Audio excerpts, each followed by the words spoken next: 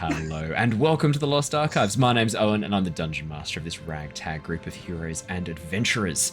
Hi everybody, I'm Claire. I'm playing Mira, who's a Dragonborn Sorcerer, half red dragon, half silver dragon. Originally was a bit of a politician, and now has joined the adventuring life, probably to a greater extent than she ever expected.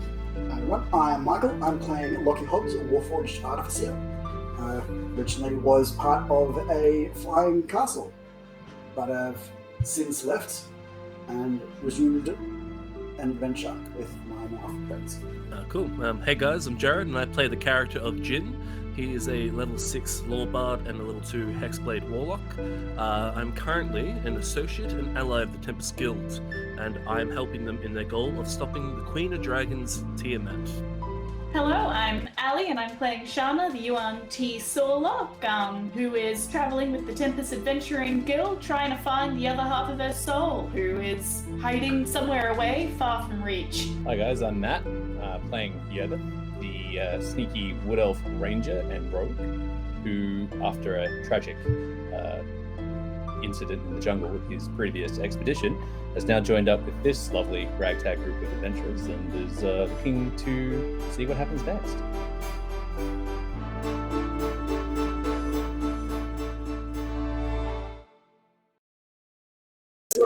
I love the combination. Hello, everybody! I gave them no warning once again. Wow. Some of them are eating, some of them are sitting down. Hello, everybody! Give it away. I'm sorry, I just realized the intro was drawing to a close, so I interrupted Claire halfway through a story. I'm really sorry about that, Claire. Please forgive me. I was just saying how cool Warlocks are. Yeah, Warlocks are great. Yeah. Warlocks are good. Do you want to finish your story? So you're playing a sorcerer Warlock, was packed to the chain and divine soul, wasn't it, you said? Yeah, really cool. She's a turtle and has a little beetle as her familiar. Oh, it's nice. Really cute. Nice, yeah, that's really cool. I'm going to argue that I like Swarlocks better than the Paladin Warlock combo. Hublock. Oh yeah. I'm going to put that out there. Yeah, I wouldn't disagree with you either. I do love the Warlock Sorcerer, but and Paladin Sorcerer is quite fun as well if you wanted to have a bit of fun with Paladin Sorcerer. But yeah, I think Paladin Warlock would be the lesser of the group there. Warlock Bard obviously being the most OP. If you take the active feat and Mask of Many Faces Eldritch Invocation, you can get through almost any encounter pretending to be somebody else. It is great fun. If you want to play a Master of Disguise, that's how you do it. It's a really fun combination. Sorlock is OP. Yeah, you're right, Ali. I can see you type it in there. Well, it's been so long since we've seen you guys. How have you been doing? It's been 2 weeks since we last were... I know, 2 whole weeks since we last played Dungeons & Dragons. How have you guys been managing without your D&D fix? Or have you been cheating and getting it elsewhere? Maybe. Elsewhere, yeah. It's just... We couldn't. Just me. The last D&D fix. I can hear dice rolling in my sleep. Oh, wow. So we need to play a one-shot. Yes, no, that's fair. No, it's been 2 weeks since I've played D&D, so yeah, I've been feeling the pinch, but I'm very excited to be back. Very, very excited to be back, and we are back with a vengeance. Now, unfortunately, we are missing one of our lovely faces tonight. Jared won't be joining us tonight. Unfortunately, he had better things to do. No, he was really busy, so he can't make it tonight. But that's okay. We'll carry on without him, and I will play Jin tonight. And if something awful happens to Jin, well, look, that's just the way. Sometimes it's just the way the dice roll. Now, we are very, very excited to get into D&D. I'll do a recap to catch us up on where we last were, because obviously it's been a bit of time since we were last there. I can see, Ali, you've posted the information on Lyra's wish. Now, last session, obviously, Lyra received a wish spell via Magic Bean. That's not what you want me to take as your wish? No. We're still deciding. We're just workshopping this. Okay, that's fine. That's absolutely fine. You can absolutely do that. I'm absolutely okay with that. So I will ignore that, and I will pretend I can't see it for the moment, and we'll... Yeah, cool. We'll get to that later then, hey. Alrighty, I will do the recap. Now, before I do that, quick mic check. How's everything sounding? Sounds okay? I'm seeing thumbs ups. Great. Beautiful. I accidentally fucked up my mic just before we went live, so I've been doing it in the background, hoping that it'll get up and running again. If I'm too quiet or too loud, let me know, but I'll be able to edit the the podcast. So if you're listening to this recorded, hopefully the audio is perfectly balanced, as all things should be. So let me catch you guys up for episode 71, which I have called Talk is Cheap. The Tempest Adventuring Guild, a group of mercenaries, explorers, and adventurers, has been working to thwart the machinations of a group known as the Order of the Dragon. This cult has been amassing power, wealth, and knowledge in an attempt to perform a ritual which would bring a dark draconic god, Tiamat, back into the world. Our story has been following the escapades of some of the members of this group, Mira, Jin, Lockie, Yervith, and Shana, who have now returned to Oxenfurt to plan their next move against the cult. After braving the icy wastes of the northern waters, the group have arrived in Oxenfurt, destroyed the Drakhorn, recruited a white dragon Arathator, and been reunited with founding guild member Wiltix. A lot has been going on recently. But now the party face an even greater threat. Politics. With the Oxenfurt Council meeting again to discuss developments, the group have been summoned to Castletown to provide updates and account for their recent actions. First, however, the party decided to prepare by consuming some suspiciously spurious magic beans, which granted the party fairly moderate benefits, until the bean that was consumed by Shana, some mixing of planar magics and some sort of strange wild magic surge has actually resulted in Shana gaining a single use of the Wish spell. Deciding to carefully think through the consequences that could entail the use of this power, the party have actually split up to prepare for the upcoming council meeting. Jin and Shana travelling to the Harper's hideout to meet with the tiefling spy Sorceress and request her for help, suggesting the Tempest Guild be selected to travel to Veloxur, the draconic nation capital of Chiari. Meanwhile, Yervith, Lockie, and Mira ventured to the Oxenfurt Historical Society to inform them of Yervith's survival and the fate of the other archaeologists sent to the Noonian jungle. After a tear reunion with Krell, the dwarf head of the Historical Society, the group spent a little time exploring the giant relics which were on display in the museum. We now rejoin the party, having reunited back at the Night Hall, as they prepare for the council meeting. So, I'll play Jin for the session, and Jin, as you guys sort of come in and settle, looks around and goes, well, I think you guys have got the council meeting all sorted. I think I might put on a disguise and see if I can infiltrate the guards again like last time and maybe catch out some useful information along the way. What do you think?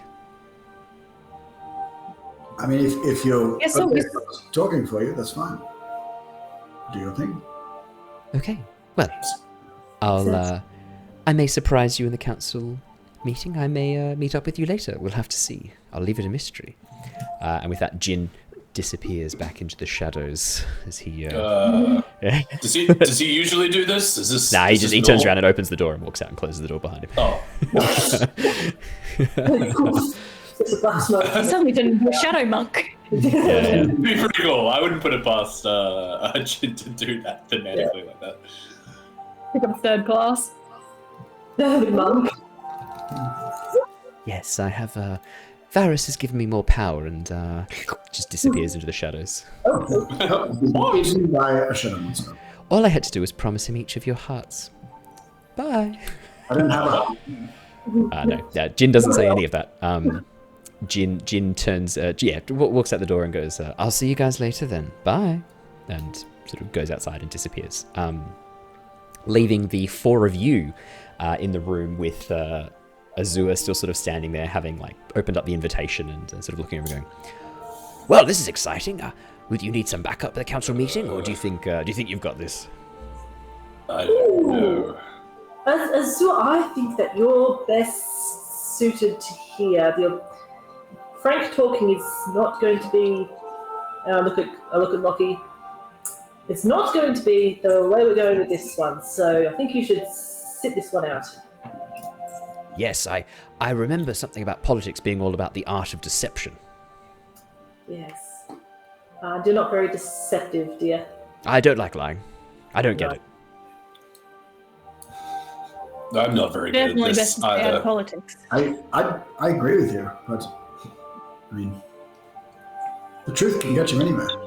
I'm just going to follow Mira's lead. I think that probably would be the best choice. Well, as I said, I think if you can keep an eye out for anything suspicious during this meeting, I have my doubts. Of course. We'll keep an eye out for anything. Mm-hmm. Physical or metaphoric danger.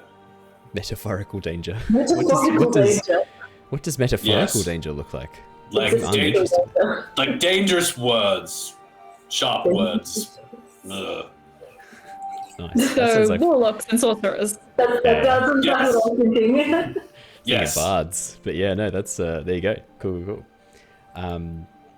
Alrighty, so yeah, you know that it is now roughly time for you to be heading across to the to Castletown and to the council, the council hall, if you were to be there on time. So you obviously have the choice, but if you did want to head over that way to be there on time, you would be looking to leave about now. So can I safely assume take you guys across? We won't do too much of you guys like walking through the city. I think we'll. Am I changing? Are we changing our clothes? Are we like looking like just like adventurers, or like what's the dealio? Like how are we doing this? I'm actually going to leave that up to you. I mean, I'd love it if you wore your badges. That would look. Yeah. I don't know. I think Yervith would probably just stay in his clothing. Yep. Probably. Good. Yeah. Are the cloaks ready? No, it's only been a day. That's okay. Yervith's probably more comfortable in his actual, in his changing cloak anyway. Yeah, it unfortunately, as cool as it would be for you to like march into the council hall wearing like cloaks made of dragon skin, like wielding your dragon horn and dragonbone weapons. Yeah. As sick as that would be, unfortunately, it takes more than a couple of hours to assemble those cloaks. They take a little bit of time and a little bit of finesse. Yeah. So it is, unfortunately. Sorry, guys. Yervith would be wearing the badges, I think, that Mira might have given out for the group. He probably would be wearing those to show Absolutely. solidarity and support for the group. Yeah, no, 100%. So anyone who wants to wear their Tempest Adventuring Guild badge can absolutely put those on. Yeah, look, I mean, from a standpoint, it could be a strategic decision to stay in your adventuring clothes, right? Like there's a perception that comes with that, looking like you are ready to go at a moment's notice, that you're always prepared. Like there could be some strategic advantages there, but you're also right on the other side of, well, does it look like you're respecting the authority of the council by not even bothering to dress up? Like, could go either way. I leave that decision in your capable hands. Yeah. Capable is the word. That's what we need to be seen as. Capable. Capable's the word. Definitely. Yeah. Awesome. No, all right. Sounds like I you have a guys more have... formal cloak laying around. Shana might pick it up, but that's about it. Yeah. The only problem, Shana, is that your body shape, half snake, does not lend conducive to long cloaks. it does not lend itself to long cloaks, unfortunately, which do seem to be one of the prominent fashion styles here in Oxenfurt. But yeah, look, I mean, sure, you can like root around. There's like a child's cloak or like a halfling's cloak that you put on, so it's like for you it goes down to your waist, so it kind of suits. Yeah, it's like a light blue halfling sized. What was that? Sorry, Mira? Half cape's nice. Yeah. Half cape's nice, professional. Lockie will remove his armor. And the Okay. reason is, I want them to underestimate me. Ooh. Now we're thinking. Yes. Nice. Oh no, Okay. I've only got 11 armor. Oh. I will make a note of this, that Lockie has removed his armor. I can put it That is back on. noted. That is noted. I will say, before Jin leaves, he will pull out the bag of holding. Lockie, do you want to bring your armor with you in the bag of holding in case you need it? Oh, no, I appreciate that, Jim, but I actually have a satchel that it all fits into and sleeves over my back. Because if you remember, I can put it on quickly, so Jin disappears baI... back into the shadow. He's looking back, and I feel...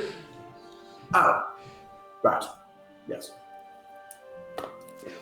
He disappeared once again. Yeah, I think I'm ready. Alrighty. Well, I will bring you guys across to the council waiting chambers. So you'll be able to see it on the map, but I won't bring the stream across there just yet. So I'll bring you guys across. Okay, so as you guys pass through Castletown towards the large council district, it's really obvious, this building. So for those of you who haven't seen it before, Shana and Yervith, this is your first time through Castletown, I would say. Yervith, you would have been in Castletown because you worked for the Explorers Guild. So yeah, you've been through this district before, but you've probably never been to the council hall before. It's a vast stone building. Probably once was some sort of cathedral or some other building that would look... Shana would remember it via Lara, you're right, Ali. Maybe some ancient cathedral or some ancient temple that's been converted into the seat of politics. Religions in Oshia, very mixed, obviously, because Oshia, the continent, is a real melting pot of different races and cultures. There's no real focused sites of worship. Obviously, after the ruin, a lot of those buildings and those structures are gone, and they haven't been repaired deliberately. So whatever this was, whatever gods it once worshipped, sort of long forgotten. But the building itself is now being done up with the colours of the various factions who represent the Ocean Parliament, particularly Oxenfurt. So you've got the Merchants Guild, you can see the Emerald Enclave there as well, the stag head on the green background. No obvious banner for the Harpers for obvious reasons. Harpers are spies who come under the radar. But the Lords Alliance, which you know is a number of the wealthy individuals of Oxenfurt. You can see a couple of banners up there. For those of you who would be familiar with Duke Neverember, his banner is flying high above as well, along with... bear with me 2 seconds. Along with Lady Laurel Silverhand, who is the woman who you guys spoke with last time as well. As you guys come up to the main entrance, you are immediately stopped by guards. Mira pulls out the invitation, hands it across, the guards look at it, and then immediately let you through. There's no pause. If you have this document, you are admitted access. The doors open up wide, allowing you access into the courtyard, and as you pass on through, you can see beautiful fountain, gardens off towards the left-hand side that maybe were once used for quiet contemplation, but now various members of the political parties and political groups and political interests in Oxenfurt moving about, taking notes, looking around furtively. This is a hive of activity. And as you come up to the large double doors, a familiar face steps out and greets you. A dwarven gentleman by the name of Onthar Froom, who you've met before. Big orange bearded face, slicked back orange hair and a little bit of a ponytail, dressed in these very utilitarian traveling clothes that he is wearing, very beautifully made armor over the top of. And as you step up, he goes, "Hey, Mira, there's a sight for sore eyes. How you doing?" I'm fine. Nice to see you're still in one piece, despite the scavengers. Hey, I got a couple of new scars to show for it, but not much else. How have you been doing? I see you've got some new faces. I don't recognise you. Or you? I think I recognise... Yeah, I recognise you, Warforged, but you two. You're new. Are you new members of the guild? Yes, I am. My name is Yervith. Well, you've joined a right rip snorter of a group. This lot are active. They're on it. They're doing stuff. They're pretty cool. Oh yeah. No, we've it's been a tumultuous couple of weeks. Hey, I bet he has. Can I insight check Humpher? How confident is he in us? Is he an make an insight check. Yeah, make an insight check. Go for it. Absolutely. This one. Insight check. Insight check an NPC. 15. Yeah. 15. You get the sense on that's telling the truth. He does believe in you guys. You do get a sense a little bit of he's joking around a little bit. He's having a bit of fun. Like when he says, "Hey, a real rip snot of a group," like you get the sense he's kind of like talking it up a bit, having a bit of fun. Like it's playful banter. With a 15 Mira, you also get the sense that there's something below the surface. Like this joking and laughing is maybe hiding something else, hiding a different emotion that he's feeling more strongly, but he's trying to cover it up with this humor and joking around. Mm-hmm. Okay. I would say that you pick up on that with a 15. Yeah. Hey, so have you had a bit of a chance to talk to Sorceress this time? I mean, last time that was a bit of a surprise when you didn't brief her. I look at Bit of a chat this time.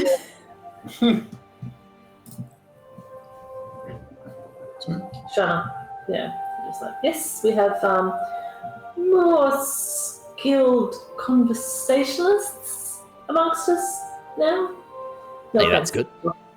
I'm a very skilled conversationalist. I don't know what you're talking about. Hey, I remember what you said last time, lad. That was that really put the council in a bit of a tizzy. Yeah, see? Skilled. What did he say, Untha?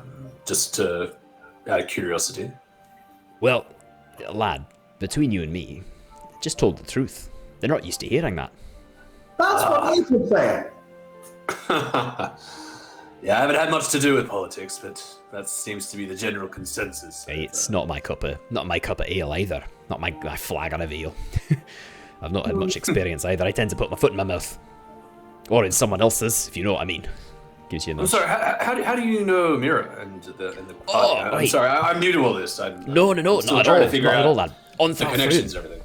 No, on that through holds out a very scarred, embattled hand. It's like one of the fingers is missing, very scarred. Yeah. Very calloused. Yeah, this man is a warrior. First and foremost, he has spent most of his life clearly in combat of some form or another. No, not at all. I don't expect you to know who I am. Like, who? Like me. I thought Mira and I were quite good friends, and she'd obviously introduced me, but never mind. Yervith kind of looks at him with his like scarred face, like that's like been battered by the wilds, and he kind of goes, "Yeah, Yervith, good to meet you. Yeah, I can see you've seen your fair share." Hey, it's been a journey. I'm a member and representative of the Order of the Gauntlet. He's a very good ally. That's good.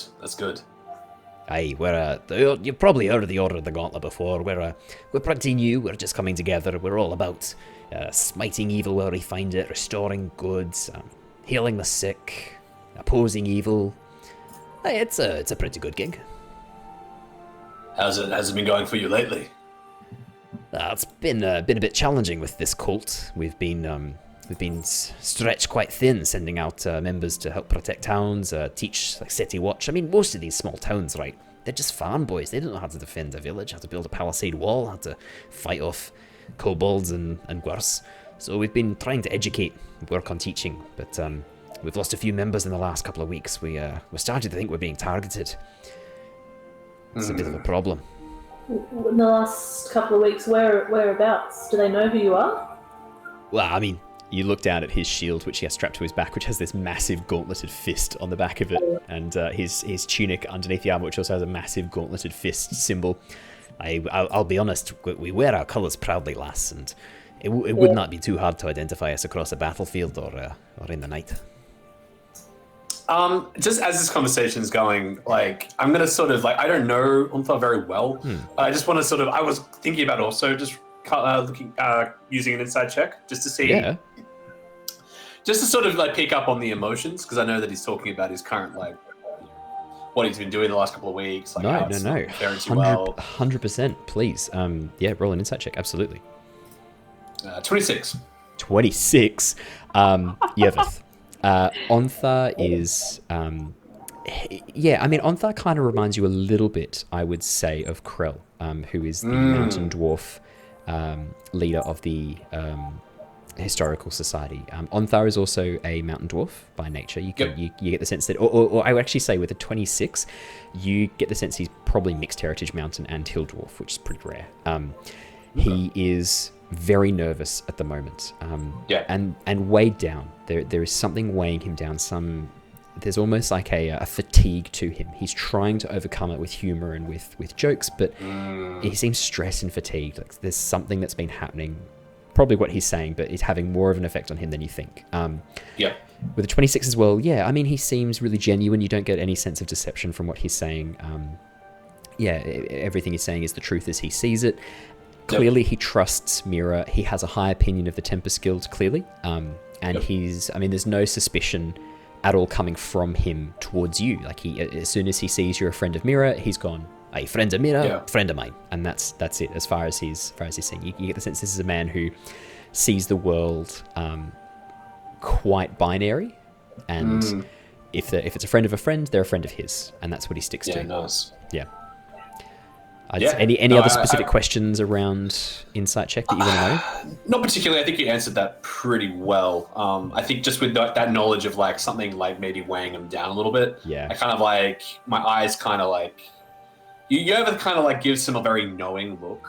Sort of just Yervith would connect with this feeling, actually. This is what you've been feeling, right? Like, Yervith kind of like gives him a very knowing look and goes, it hasn't been that long ago since I came out of the Noonian jungles, and I had a pretty rough time myself. I was part of the expedition. that went up to Nunia. Don't know if you heard about it from the historians. I heard about that. The Lost Expedition. Well, I was the only one they found, or the only survivor. Well, My if it weren't for commiserations. the Tempest Guild, I'd still be in the jungle, sir, fighting for my life. My deepest commiserations. It's never easy to lose a comrade or a friend, and to lose both No. and teammates to such horrible conditions. I mean, I don't. Forgive me, lad. I don't know too much about what went on there. I heard the rumors about an expedition that went missing and no survivors. No, it's okay. It's fine. It's not easy, but Aye. good company, good friends have made it a lot more easier. But if you Good ever one. want to talk more, we could always maybe after this we could grab a drink and talk about our time. Aye, well, we might have a bit more of an opportunity to chat. I hear a rumour on the grapevine, and he sort of like brings you guys in a bit close, that you might be off on a bit of an expedition towards the east. I don't know where, but Sorceress said that she'd be heading east, possibly with you lot. Now, I'm actually headed in that direction myself.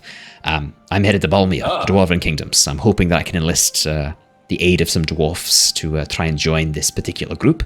So I'm going to be, maybe if you're heading in that direction to Balmia, you might be able to have a chance to meet the Low King. It's a pretty rare honour. That is something we'd actually talked about before, is talking to the dwarves. They're a bit more of a neutral party. Aye, well, neutral, I mean, they're opposed to the cult, don't get me wrong, but dwarves, mountain dwarves in particular, very, what's the word, insular. They don't like to look up beyond their borders. If it's a problem for dwarves, it's a problem that they're willing to look at, but if it's outside their areas, if it's not something directly to do with them, then their interest wanes very quickly, unfortunately.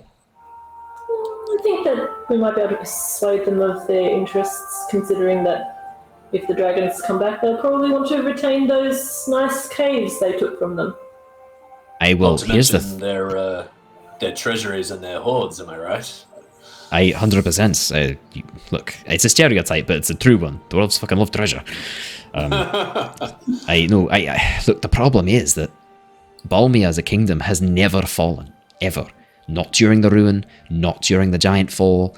I mean, I'm not allowed to talk about it too much, but Dwarven history, I mean, Balmia has never fallen. The hall under the mountain, the Low King and his halls have never once fallen. It's Oshia's history is written there. Nostea's history. It's a place that outsiders are very privileged to, if they ever get to see. I will respond back in Dwarvish. Oh shit! Well, I look forward to the chance to meet the Lone King. Hey, well, he responds in Dwarvish. Hey, well, full of surprises, aren't you? Well, I wish you luck. It's been nigh over, I think, 80 years since he last granted audience to a non-mountain dwarf. It's a rare honour. He switches back to common for the rest of you lot who don't speak Dwarvish. I hope you get the chance. But, look, dwarves are stubborn. They are steadfast, but more importantly, they feel secure. Their halls have never fallen, ever. The Mountain Kingdom of Balmia has never once been successfully breached. It will take a lot to convince them that they're actually in danger. They think they can weather this storm. They've weathered every other storm that's come. As much as I try and point out the dark clouds on the horizon, the problem is they point to their defences and say, hey, well, it's never been breached. So, I'll give it a go. I'm hoping that I'll have a bit more luck this time. Well, good luck. Aye, thank you. I think I'll need it. But maybe save your luck for yourselves today, eh? You might need it more than I do today. Yeah, what's the raid on the room at the moment? Hold. There's been some changes to the council recently. You might not have heard. Duke Digot Neverember, who was once the leader of the Lord's Alliance, has lost his position to Laral Silverhand. He is now no longer the Chancellor of this council. Whoa. Yeah, we don't know what happens. I know Sorceress is looking into it. We found out this morning. So what that entails and what that looks like, I've got no idea. Has anyone heard from the Duke? Has he taken it? I don't know. But he's there. He's in the council meetings, shooting daggers at everyone who was associated with Laral Silverhand. So it's in your interests, if I may be so bold to give you advice, to appear somewhat in the middle. Oh, we are think not. so. Aye. your opinion? Is Silverhand a good person, one with our, ideals, or are they sort of opposing the whole deal? Lady Laurel's a complicated individual, lass. I have no head for politics. Reading people's not my thing. She seems like she is loyal, and she is... what's the word I'm looking for? She's a powerful woman. She controls a lot of the armies. Without her guidance, without her training, most of the standing armies and militias across Oshia wouldn't be the military force they are. I mean, she controls a lot of allies. She's not someone you want to have on your bad side. Let me put it that way.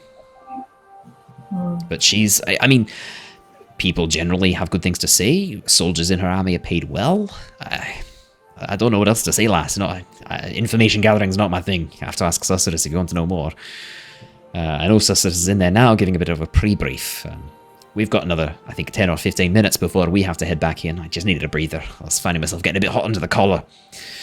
Getting a bit grumpy. That happens. Just as a point, is Lady Laurel the one that knew Lyra? No, that was... bear with me. No. Lady Laurel is the other leader of the Lord's Knights. She was the older... woman who was sitting up at the top balcony with Duke Neverend, you might remember. The one who was with... who remembered Lyra was... Bear with me, I'll just find her. I'm sorry. Ramalia Haventree. Ramalia Haventree was the one who remembered Lyra. And she was from the Emerald Enclave. Yeah, that's right. She was a druid. Probably at this point, Yervith is just going to scan the room and just look at everyone, like probably just a general like perception check, just to see get a read on the general vibe, like especially like looking at Neverember, the Duke. Oh, so you guys aren't inside the room just yet. You're still out in the courtyard in front. No, all good. No, you guys are still out in the courtyard in front. But you can still do a perception check if you want to kind of read the... As I said, there's lots of political aids, lots of... Well, yeah, I'd probably just... If there's people walking past, or if there's, if there's a hive of activity, I'd probably just be looking at that. It is a buzz. It is a buzz with activity. Okay, yeah, I'd just do that then. Yeah. Oh, we've had a diggy hole in the comments. Classic. I did say... I did set that up. That's so that's on me. That isn't as good. 14. No, 14's still pretty good. Yeah, I mean, Yervith, a lot going on. If you were to look at this from a ranger perspective, looking at maybe like animals in the wild, the way they're behaving, the body language is anxiety, nervousness. This looks like a herd of herbivores on the lookout for danger. The head swivels looking around, the furtive glances, the hurried steps as they move across the courtyard and out of sight. Sometimes genuine, like literally 2 or 3 of them traveling in a little pack looking around, like something is going on. There is a hive of activity, nervous activity at this stage. Cool. Yeah. Okay. Hey, did you have any other questions for me, or otherwise we'll be called in fairly soon, I think. Is Ramalia still around? You haven't seen her yet. Do you ask that of Ontha? You're asking Ontha.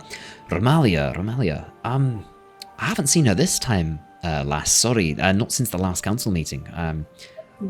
No, I haven't seen her. Not for a little bit. Just wondering about other allies, potentially. Although, Shana. The Emerald Enclave have another representative here today. A man I'm not familiar with, Dalen Winterhound, a ranger from the north. Don't know much about him. Ranger from the north. A ranger from the north. I couldn't resist. I'm sorry, I couldn't resist. It's too tempting. When I say the word ranger, it's followed by in my mind with from the north. Yeah. Fast ring a bell? Dalen Winterhound? No. Oh no, for Yervith though, Yervith. Shana or Lara wouldn't have known him. He's not associated with the Druids in any way. But Yervith, he does have history with the Historical Society. Absolutely. Would you like to roll me a history check? Hell yeah. Hell's yeah. Yes, no, he does. He actually does have history with the history set. Yeah, not bad. 13. No. Yeah, no. You have heard the name before. When he says Dalen Winterhound, Dalen. No. You've never heard that name before. But Winterhound, the Winterhound, you know, reputation among the Historical Society as a bit of a recluse, not a member of the historical society, but has accompanied expeditions, spends months and months out in the wilds looking for ruins of pre-ruin, essentially, specifically giant ruins, out in the middle of nowhere. And often when he finds something, he'll tag it, put like a sign, and then report back to the historical society to let them know, hey, I found something out in the wilderness, you might be interested in this.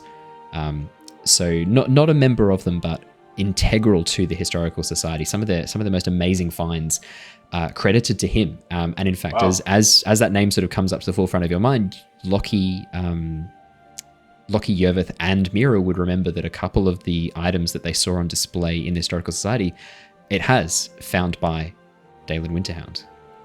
That name would come to your minds again. Meeting a celebrity. Hey, a little bit of one, yeah. Yeah, it'd be good to talk and swap notes. He seems, his reputation precedes him. The historical society spoke well of him. Aye, well, he's getting a bit of a ribbing in there at the moment. Oh, for why? For what reason? Failing to report a gathering of an army in time. Apparently, he noticed a large collection of kobolds and cultists gathering upon the borders of a village, and the council are saying that he didn't give them enough warning. That he had the opportunity to inform them sooner, but didn't. He's having to explain himself in there at the moment. That's why we're out here and not in there with him. It's a bit of a closed council meeting at the moment. That's why I'm a bit hot under the collar, to be honest. I stepped out because it's mostly being driven by Duke Dagult. And the reason that is the case is because it was part of his holdings that were raided and treasure taken. I see. Yeah, so Dalen's saying, or the Winterhound is saying, that he was more focused on preserving life and property was not the forefront of his mind, that he had other business that he needed to take care of, which would endanger lives if he was unable to complete or late in completing. But he won't say what it is, and he will not share it with the council, and that is making a lot of them quite bothered, as you imagine. Might be a bit easier on him if he just told them what he was up to, but he's claiming it's a top secret mission given to him, and he's not saying who by, which, very interesting. Interesting indeed. He might be worth talking to afterwards if you get the chance, but I can't promise he'll talk to you if he doesn't trust you or if he doesn't know you. It looks towards you, as you know, trust is a hard thing to come by in the wilds. It's hard to earn and easy to lose. Not something that can be made quickly. No, that is correct. So, see how you go. I wish you luck, but it's a tricky one to talk to. So, well, any more questions for Ontha or anything you want to do before you guys head in? Otherwise, that probably is about the time that a representative would come out and bring you in. But let me know now if there's anything else you wanted to do, because we can head in. Shana's just going to prestidigitation everyone and make them all nice and neat as possible. Oh yes, Ooh. Thank you. Nice. Is it so like a breeze of like blow up for everyone. Nice. That'd be like great. I should like polishing for Lockie. Yeah. I should say your clothes, like when you arrived in the night hall, and got changed into common clothes and went and did your little sort of like day trips, your clothes have been cleaned and laundered and prepared for you that you got changed back into when you came back. So it's not that you're just wearing your traveling clothes still stained with the road and with the with your journey. Like in Yervith's case, like the mud and blood of his encounter in the New Jungles, they have been cleaned since then. You are yeah. So, but no, yourselves, like you probably haven't had too many opportunities to really like properly clean and bathe yourself. So no, Shana just does some prestidigitation to tidy you guys up and sort of remove any creases, add a bit of a floral scent to make you smell a bit nice. What else would you be? There is a gear in my back that's spinning much nicer now. Thank you. It's almost as if I had a massage. I guess it was kind of fun. Indeed. You're using it because you picked on the level up. Nice, yeah. So for those of you who don't remember, everyone has leveled up to level 10. So we are now a brand new level. I have a brand new spell. You're very excited to do it. What's the spell? Or should we save it for a natural? I'm gonna save it.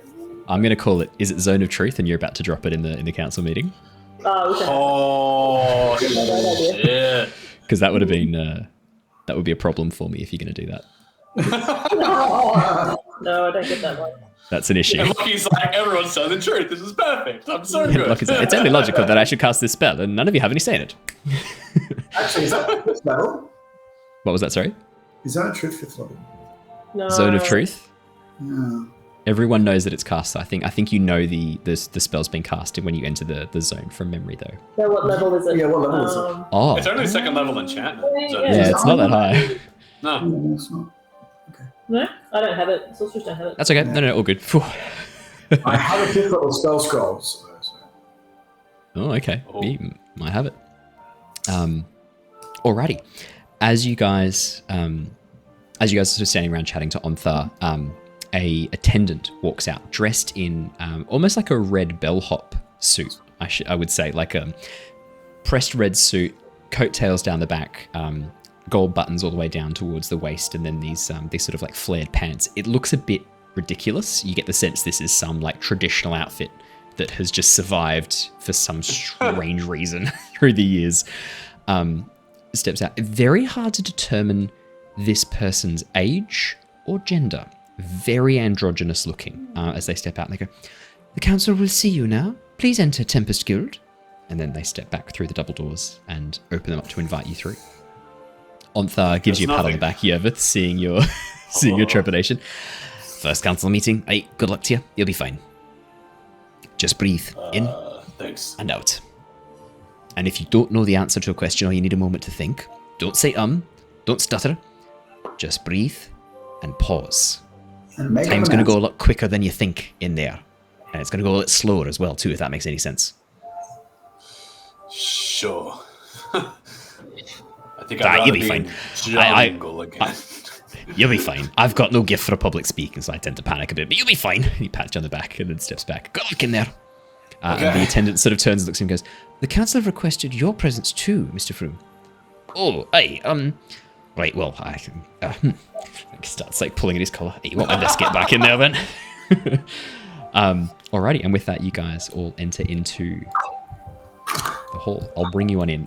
Now, for those of you who it's your first time in the hall, yeah, baby. In the center of the room, it's a circular room, and in the very center of the room is a large wooden table in a circle, and hovering above it is a illusionary three-dimensional globe of Nostea that is slowly rotating. And you can see off towards the side, standing on the upper balcony, are two wizards focusing on keeping this illusion active as they rotate it around. But yeah, giant illusionary globe hovering in place. There are a series of stairs leading up to this circular balcony that goes all the way around the outside of this circular room. And at the far side of the doors, as you enter in, is a balcony high up above you, probably about 4 or 5 meters off the ground. And sitting at sort of tables and chairs, it looks to be almost like some sort of judgment, maybe where the high priest spoke, if this was a religious temple, or maybe some sort of court of law, potentially, as you look at it. Looks like where judges might sit. Are three particularly imposing individuals who Mira and Lockie would remember, but for Yervith and Shana, I'll describe them to you. On the right-hand side is an older gentleman dressed in a red cloak and coat and suit, sipping at a glass of wine. Dark features, dark hair, and dark... what's that? Dark goatee. Looking at disinterested and bored as he looks around the room. In the center is an older woman, graying hair with streaks of black through it, as it sort of is going, sort of this graying dark hair, dressed in fine silver robes, intently looking over steepled fingers down at the map, concentrating on something. And then to the left, an elven gentleman, long white hair, crown of wood woven through his hair, looks to be wood elf with quite coppery skin, is a man whose age is impossible to determine. He's got that agelessness that the wood elves are known for. And as you enter in, the woman in the center sort of like looks up from her study of the globe. "Ah, Tempest Adventuring Guild. If you could please take a seat at the table." You can see in front of you, Elia Otaliakanos is already seated. She has taken a seat just almost next to Susrus. Onthar steps in and sits between Elia and Susurrus. And Susurrus, you can see as well, the purple-skinned tiefling member of the Harpers, who you guys are quite familiar with, is at the far side of the table, leaving 4 seats towards the right of Elia. Mira, Elia does not look at you as you enter in. She sort of glances over and then looks back as if she doesn't know you.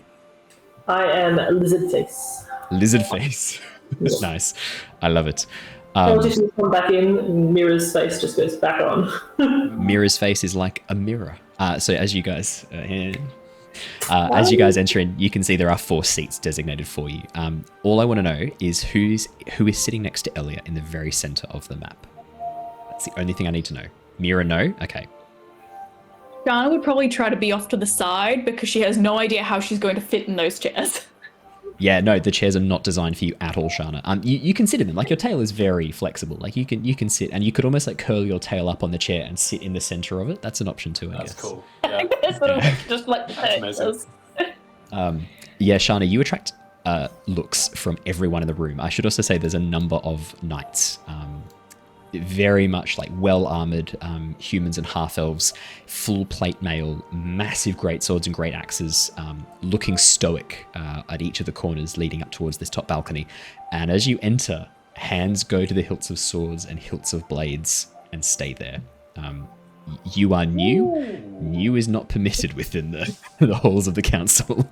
Wow. Yeah, well, from their perspective, you look strange and unusual. Apologies That's for their fair. racism. Sorry. Okay, so Shana, I'm going to put you at the far end, Shana. Yervith, would you sit next to Elia? Oh, probably should. Okay. I think I We'll would. put you there. And then we'll Yeah. go Mira, Lockie. What do you think? That sounds Sounds good. good. Yep. Beautiful. I love it. That makes Like, sense to me. he sits down and starts just like surreptitiously playing with the table again.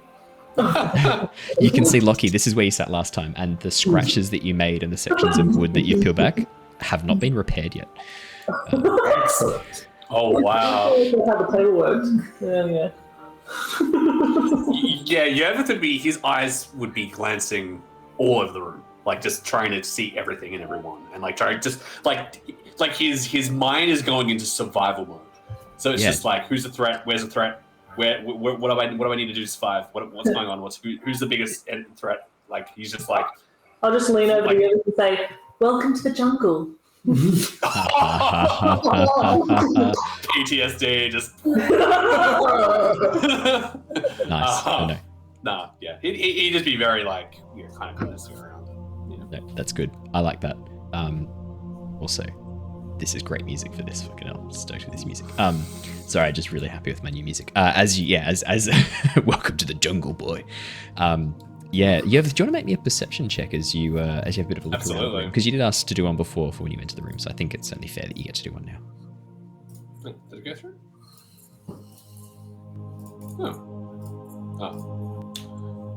Yeah, first one. That volume down a little bit. 25, Yervith. Yeah, I mean, if there's anything specific you want to know about the people at the council chair, you can't see Duke Dagolt's name, can you? Sorry. Oh, no. There you go. Apologies.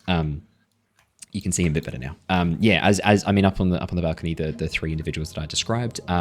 Perception check. Yeah, Dagolt Neverember has a stack of papers in front of him that are still in one stack. The others, the stacks have all been opened up, and they've clearly been looking through them. He does not look like he has been looking through these papers at all.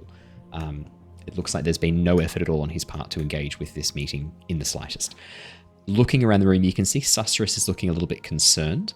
But Yervith, you catch over towards the back of the room a figure in a dark green cloak positioned towards the back of the stairs. I'll just chuck their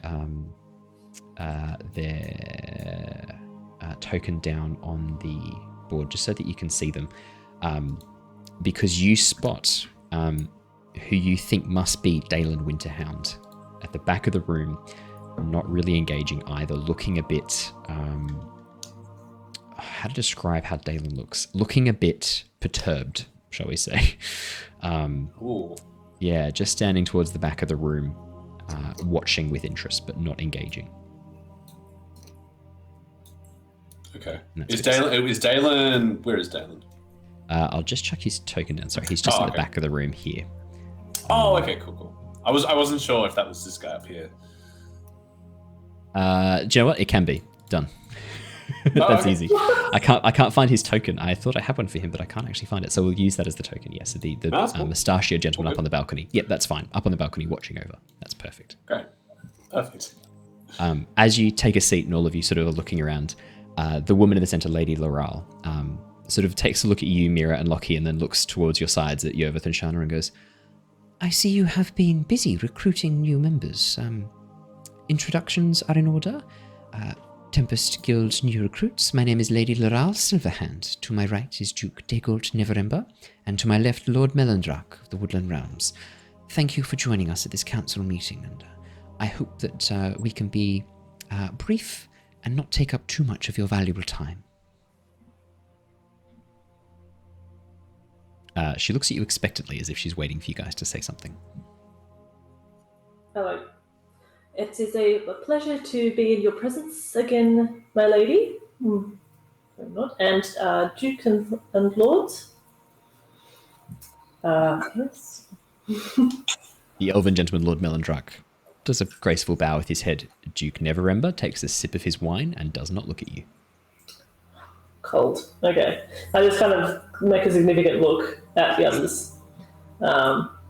This is Yervith and this is Shana. They are professional members of the guild and have been with us through many adventures fighting the cult. And Mira's just trying to give off that impression of like, we've done this. We're a lot more mature now. I'm super pro. Look at these guys.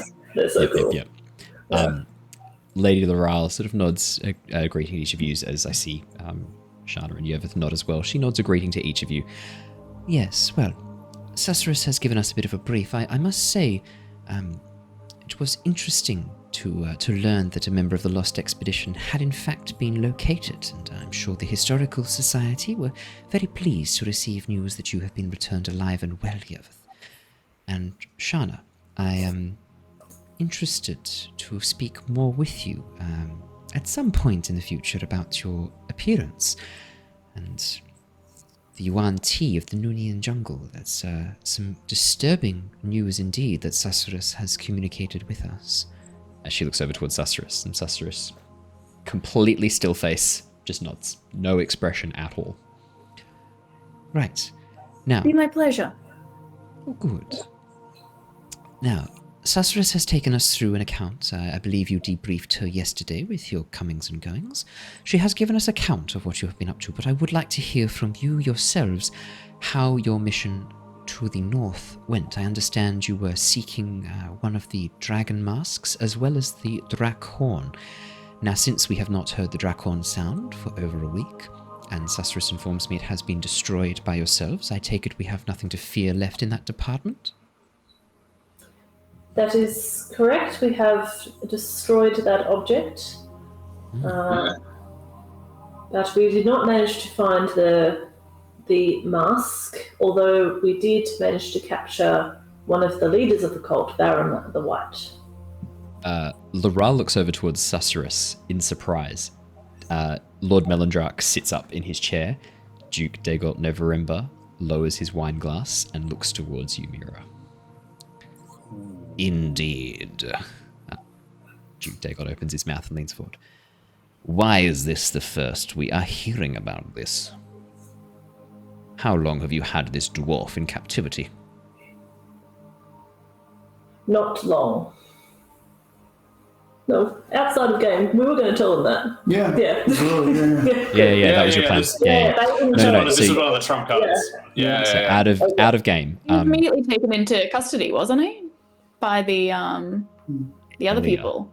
By Elia. Oh, that's true. They don't know. So Susurrus knew this, so out of game, so that you guys remember, it has been 2 weeks. I'm going to be a kind DM, because in game your characters has only been a couple of hours, but for you guys it's been 2 weeks. Your plan was to spring this as a bit of a surprise when it best suited you. Susurrus agreed not to tell them, and let this be your surprise to tell. she said, "Oh, look, you already have a reputation for not sharing everything with me, so it's not going to do that any harm." So it's a nice move to destabilize the council when you need it. So no, absolutely. Bit of an icebreaker. Where is this Good at that. leader of the cult you have captured? He is in good hands. We did not share this information because we wanted to make him as secure as possible. We do not trust anyone. Lady Loral nods in agreement. Yes, that does make sense. I can see why you thought that wise. Is this member of the cult in a safe place? This leader of the cult, are they safe? Can we have access to them for questioning? Unfortunately, in the process of detaining him, he suffered some mental psychiatric effects, and we are still working through to get his mind in a shape where he can actually be questioned. But still, thank God for us. If you want to say something, Shana, go straight ahead. It's an open forum. You guys can speak up at any point. Yeah. Open forum. No. Did you want to say that, Shana? Did you want to? We can just say that some events in a particular temple in the Noonian jungle didn't agree very much with the ex-wearer of the white mask. We've had some moments of lucidity, but for the most part, he's been rather insane. As you say, the ex-bearer of the white dragon mask. That's okay. The three of them, all three of the councils at the top, sort of react in different ways. Dagot Neverember puts down his wine glass and looks triumphant. Loral Silverhand looks. I would say there's like a knowing nod, a weary knowing nod. Lord Melendruck, his eyes just open a little bit wider. Ontha slams his hand down and goes, "You caught fucking Varum! Well done, lads!" No tact. Wow. Susurrus rolls her eyes at Onthar's outburst. Elia, Alteliakanos, no reaction. Cold as ice. Yeah. Yes. Onthar looks over and goes, Aye, it's been a point of shame amongst the dwarven people that a member of our group, a member of our race were representing the cult. But if you've caught fucking Varum, well done to you. I'd like to sink a boot into that stomach at some point. Well, Maybe after it's been healed. He's consisting on purified protein and water. Maybe that's punishment enough for his role, but this'll be great. I can take this back to the dwarven nations, and our shame, our dishonor that one of our mountain dwarf nobles was participating with the cult. This is fantastic news. I would be very glad to share that with the dwarves. Great. Lady Loral sort of looks over at Ontha as he says it and goes, Yes, Ontha, will we be having a member of the dwarven entourage joining the council meetings anytime soon, or can we expect the dwarves to stay out of this? My lady, as I've explained before, it is rather tricky to encourage the dwarves to participate in anything that's not within their borders, but I'll do my best. This will be very helpful. I think this could be enough to help push them across the line, and if we can show that other members of other nations are joining together, perhaps if we can get the dragons on side, maybe get the Obsidian Isles on side as well, perhaps there's a chance there for, and the Shattered Isles, perhaps there's a chance that we could get these groups together. Lady Loral nods and gestures over towards Elia Ataliakanos. Well, perhaps it's time for me to introduce our last member of the group. Elia? Elia gracefully nods and stands up. Greetings. For those of you who do not know me, my name is Elia. I represent the draconic capital of Velexur, the nation of Chiari.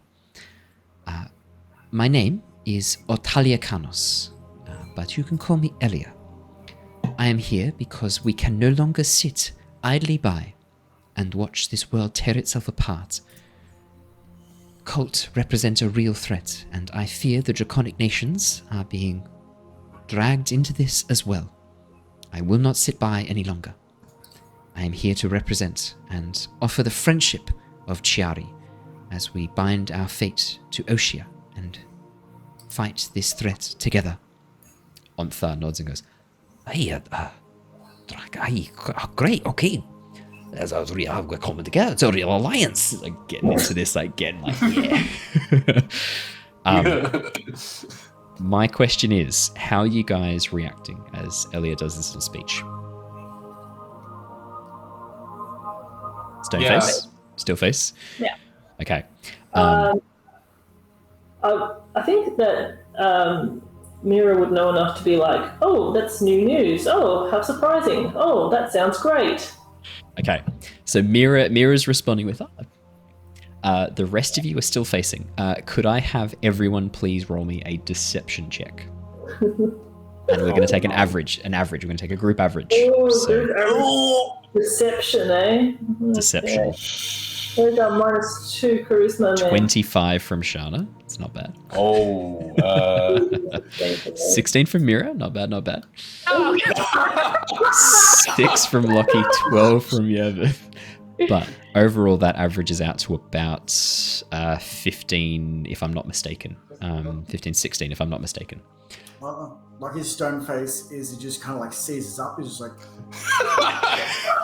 The gears in your face just... Everything sort of grinds to a halt. It's like... You hear like fingernails down the blackboard as 2 gears like, against each other. Yeah, okay. Fucking hell, amazing. 14 points of... Hey, my guess is 15. Not bad, just from eyeballing. Just from eyeballing. So... Big I don't know what that was. Big brain math. As you guys are sort of reacting, there's the 15's not a bad deception. The focus seems to be on Elia. No extreme scrutiny is occurring of any of you at this point, as far as you can see. It seems to be mostly focused on Elia as her speech. Elia sort of continues. Elia continues. What the Draconic Nation, what Veloxer needs more than anything is input. We need ambassadors from this council, from Oshia, to come to Veloxer and help me stop the cult. Their attacks in Oshia, physical attacks, are the start. What they are doing in Veloxer and Chiari, the country of Chiari, is turning the hearts and minds of the people to Tiamat's side. We need ambassadors, we need people to be representatives to show there is another way. And I was hoping this council might have some people in mind for that role. With that, Elia sits down. Dagolt sort of sits up. I suppose I could spare some time to take a trip over to Chiari. I've got some investment opportunities there that I haven't yet had a chance to investigate fully. Sort of leans back. Laral looks over and gives a bit of a sharp look. Duke, sorry, gotta find a voice again. Duke Dagolt, you would not be suggesting that your interests should be coming first in your mission across to Chiari, are you? Oh, Laral, never. I'm just merely suggesting that I already have a common interest there. Perhaps it is best if I were to travel. Sastra sort of looks up and goes, yeah, but you've not had a lot sort of great, excuse my words, Duke, but you've not had a great sort of track record with the cult, have you? It's not gone very well. I mean, you lost your holdings only last week.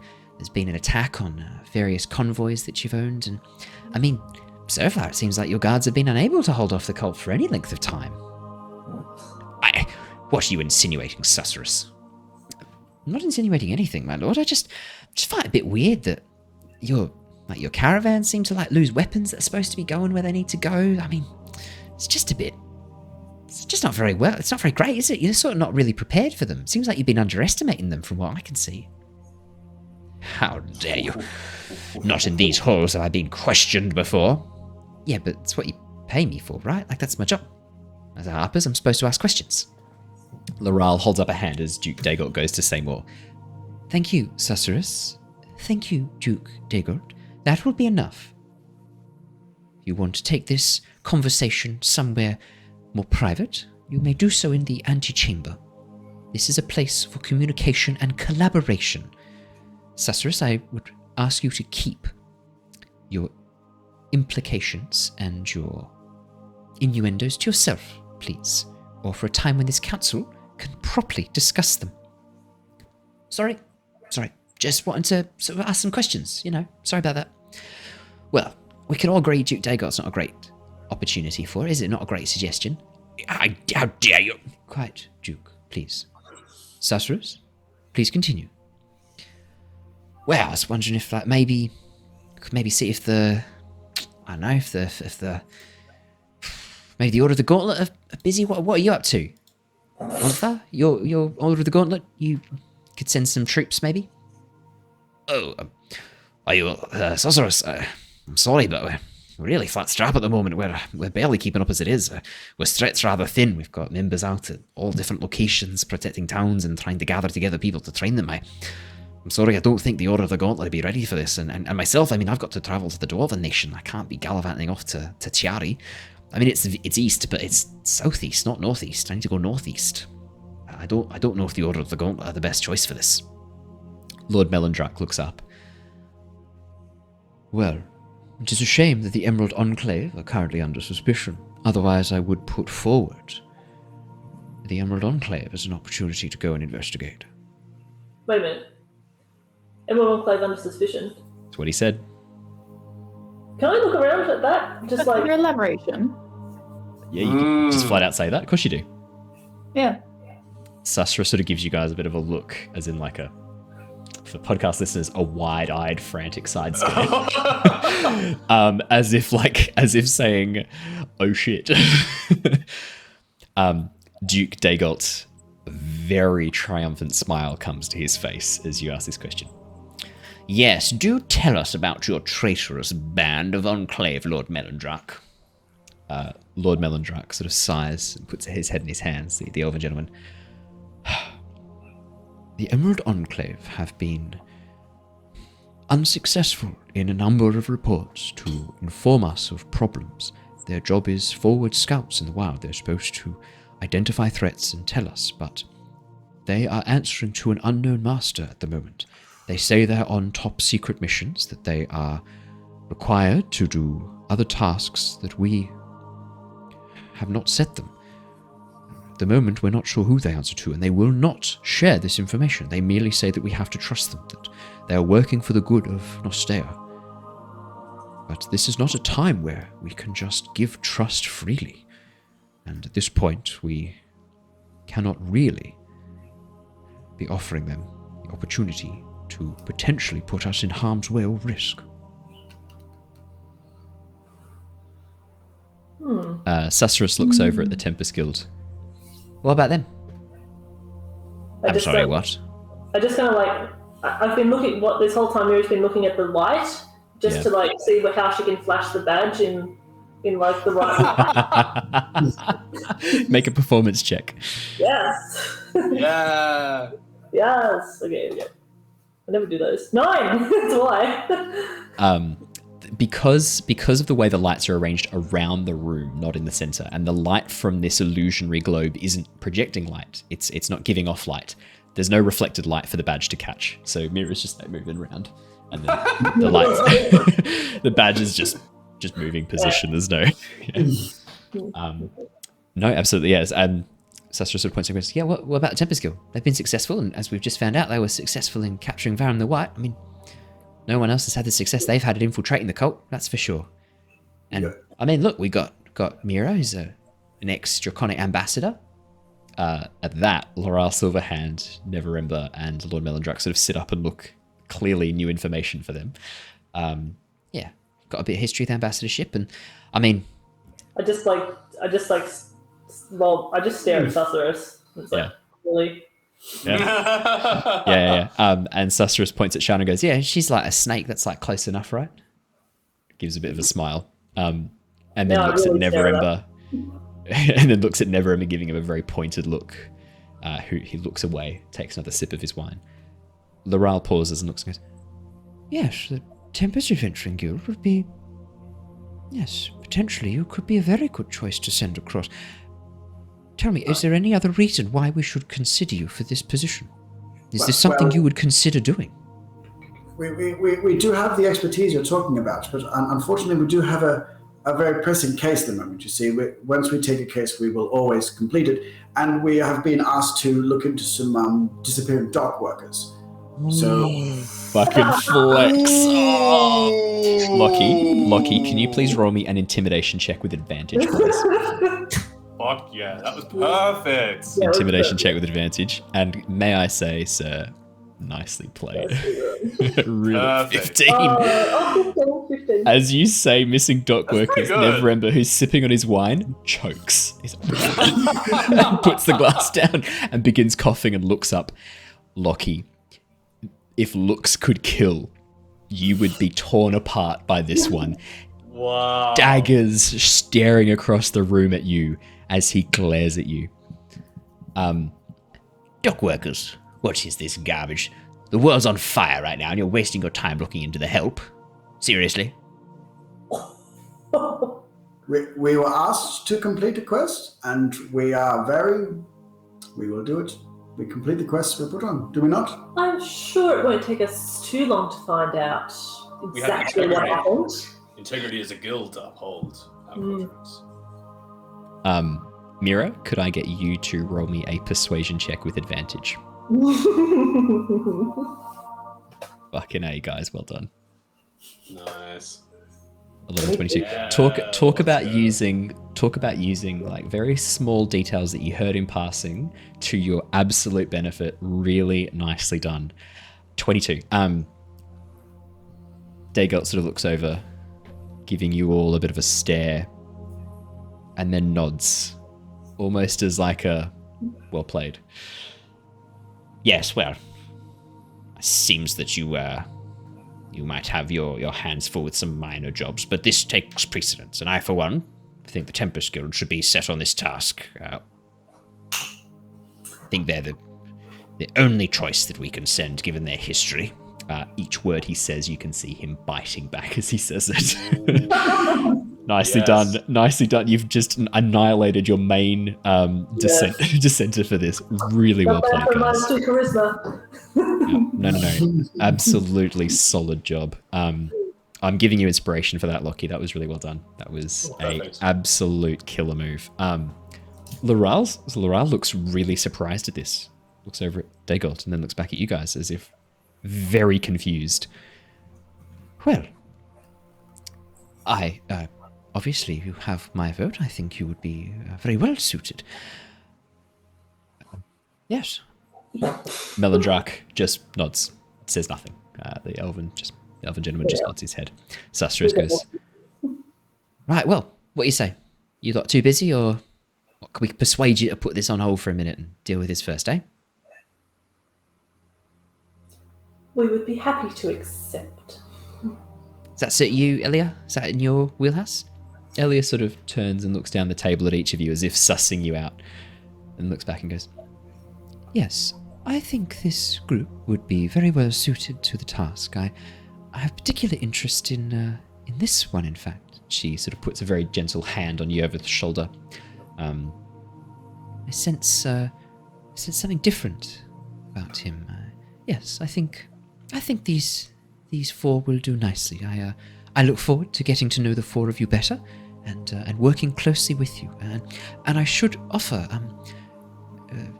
I have a number of very skilled magical healers back at the Draconic Embassy. If you were to bring your poor disabled dwarven friend, the leader of the cult, Varum was his name, if you were to bring him to the embassy, we might find a way to help heal his broken mind, or at least extract some information from it. With your permission, of course, Council. I just want to offer my services and help where I can.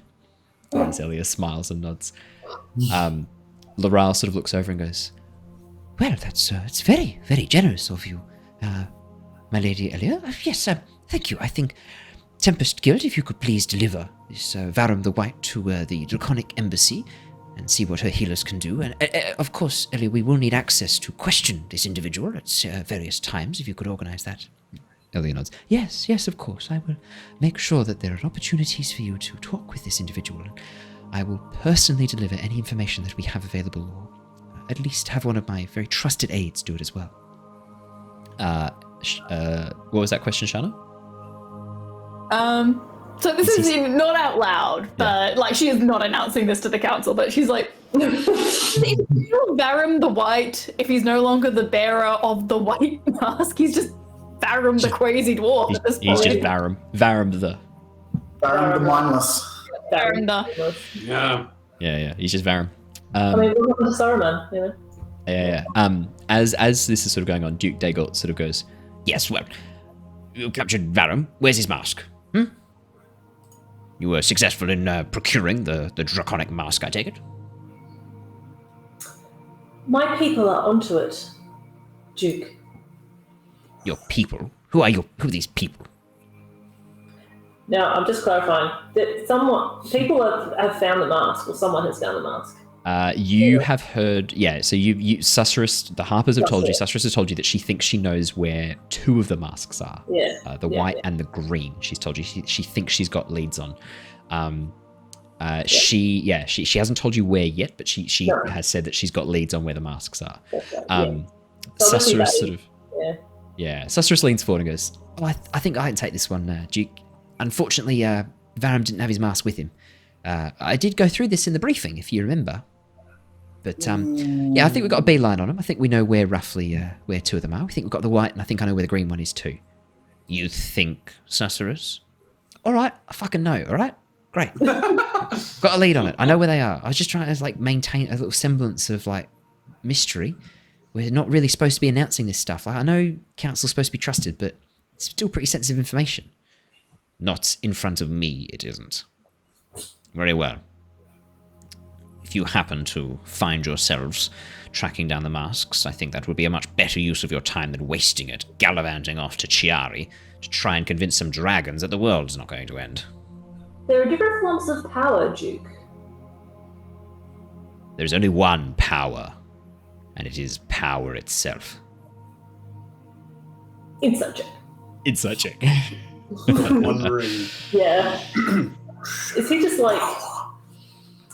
I don't know if he's greedy and all of that, but just how much does he want these masks? Is what I'm kind of sussing.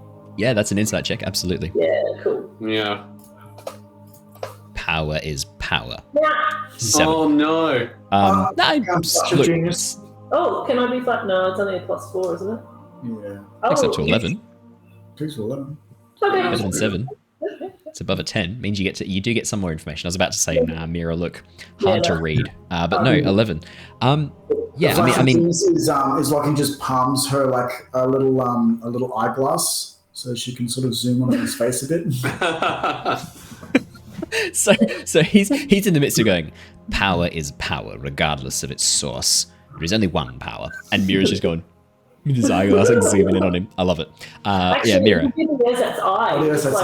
Yeah. Just Lockie nudges you, and you to remind you to zoom in, and then you're like,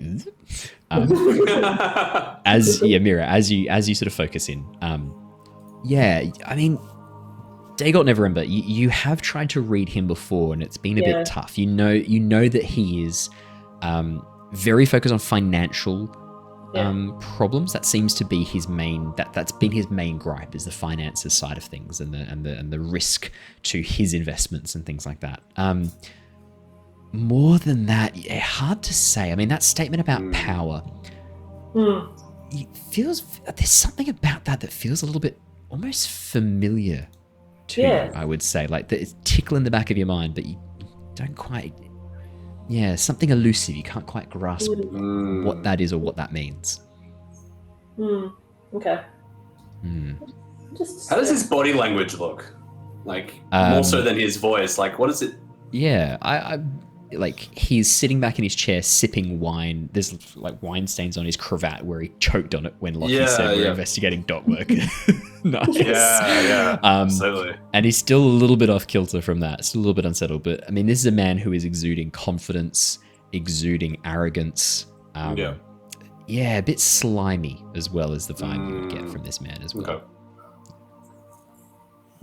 And when you compare it particularly to Melandrak, who is this very elegant older elven gentleman, very ornately dressed, very poised, precise, sitting perfectly upright, very measured. I mean, it really stands out, the stark contrast between Duke Neverember and Lord Melandrak. Yeah, there's this sort of wood elven man looks very poised, very graceful, and then Dagult looks almost belligerent in a way, sitting back in his chair, sipping wine at a council meeting. Very different to the last time you saw him when he was leading the council. Very when different. the Duke is going on this tirade, what's Yervith is going to glance the room at any of the other people in the crowd, like any of the other members. Okay. Yeah. Could you roll me an insight check? Just to see if I will. Yeah. Oh yeah, I've got some information for you. If you get above a 12, 24. That's a bit above the 12. So, Susurrus looks triumphant, as if he has said something that she has been looking for, or something that has she looks triumphant. Onthar looks confused and a little bit grumpy. Elia, absolute still face. Hard to read, but with 24, you do still get a hint of something from her. Elia is a little bit nervous, but more than that, she seems impatient. Mira would be reacting with, Mira's trying to, because you're trying to figure out place this, where's this from? So Mira looks thoughtful. I'd say Lockie looks like he's made of metal, and Lockie looks like a Warforged incapable of expression, but his gears are moving. His gears are moving agitatedly, as if Lockie's like. Probably in Lockie's mind, he's still like, "Fuck yeah, I got him. Fuck yeah, yeah." I did politics. Yeah. This is not so hard. I have achieved this. My goal has been realized. Lockie's like probably celebrating still a little bit. Would that be accurate, Lockie? Yeah, fiddling. And then and Shana, what would Shana be doing? How's Shana doing? Concern at the phrase absolute power, just because she knows say absolute power. From her past that absolute power corrupts. He throws the wine over the thing, stands and goes, unlimited power. No, he doesn't do that. Happy May 4th, everyone. Happy May 4th. Yeah. Welcome to D&D by Obi-Wan. My initials are OB. I am Obi-Wan Kenobi. Hello there. These aren't the droids you're looking for. How's the old mate up in the rafters? Yes, Dalen? Yes. Dalen is looking dark. Brows furrowed, eyes sort of half closed, a very tight frown on his face, and looking at Duke Neverember with undisguised hate. Wow. Hood is up, so no, you don't get the sense other people are noticing this, and he's sort of half in shadow, but with your insight of 24 and your previous perception check, I think of 26 or something ridiculous. What was your previous perception? It was good. 25. So yeah. You're easily able to spot this. Yeah. Looking very hateful. And when sort of Lord Melandrak speaks, that expression softens quite a bit as he sees Melandrak speaking, and that softens, and you get the sense that there's a bit of a kinship there between him and Melandrak, or he agrees with what Melandrak is saying. But when Duke Neverember speaks, it's almost like he's tasted something bitter in his mouth. Wow. Okay. Interesting. Welcome to the great game. So Laral sort of looks over and goes, well, I think we have our group chosen. I did have some follow-up questions. So Susurrus was not able to elaborate in detail about how you were able to destroy the Drakhorn. Would you be willing to take us through now how that was achieved? It was achieved by a member of the guild who is not currently present. Convenient. Yes. Well, very powerful magic user. Quite mysterious. Quite a professional, mysterious man. Yes. Great CV. But be assured that it had complete destruction. There were some unintended side effects, but I think that for the better. Melindrak nods as you say this. Yes, I sensed a disturbance in the natural order, a disturbance in the force. I sensed a disturbance in the weave. So about a week ago, a couple of days, I sensed some great change, as if a dam unclogged, a flow of power once again. I did not know what it was, but it coincides with the date that Sorceress informs us that you were able to destroy the horn. I wonder what these side effects were. You mentioned there were some unintended consequences. Do you have any knowledge of what these are or what they might be? I've noticed some changes to the natural world already. Some of the members of the Emerald Enclave have reported as such as well. Yes. Well, I am naturally attuned to such magics myself, and I felt it as well immediately. It is almost like the old draconic magic is at play in the world again. And I'll just be kind of looking at Yervith to kind of be like, how much do I say? By him, really. Yeah, that's kind of like. Oh, sorry. You go. No. I'll do Dagot because that might change what you say really quickly. I'll just say what because he's got one thing that he says, and then I'll pass over. He goes. Yeah. And how do we know this? Oh, sorry. No, you go. Yeah, sorry. Yervith looks at Mira expectantly and sort of like picks up like the vibe, and he goes, "Yes, some of the draconic power has returned to the world. I know this for myself." For yourself. Personally. Elaborate, boy.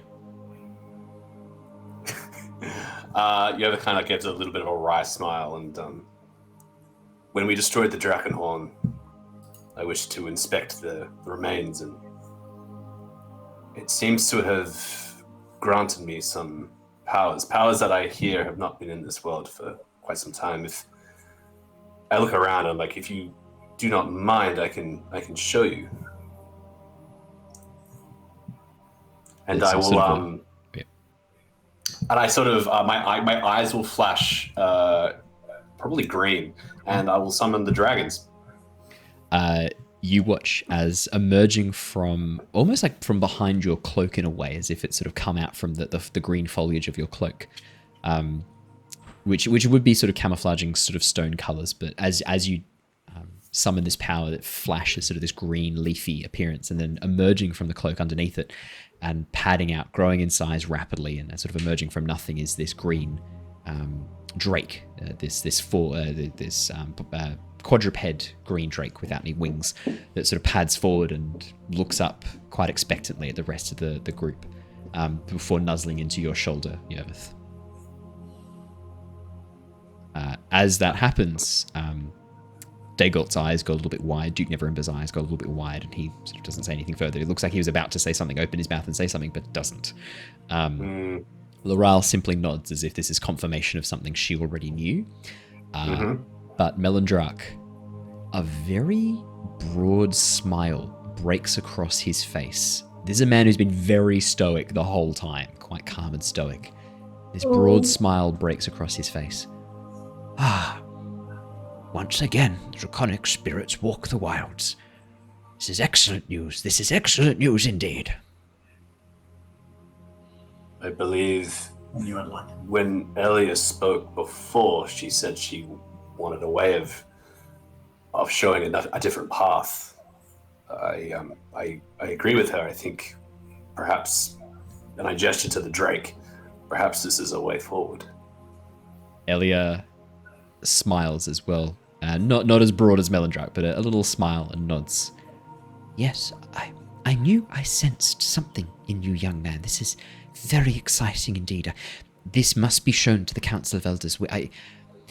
I'm sorry, my lords, to be so bold, but yeah, we must bring the Tempest Guild with us, or at least this young man and Mira, was it the previous ambassador? She must come with us, indeed. sounds like it's all been decided then, hasn't it? The Ral sort of looks at him like, well, you fucking said yes first.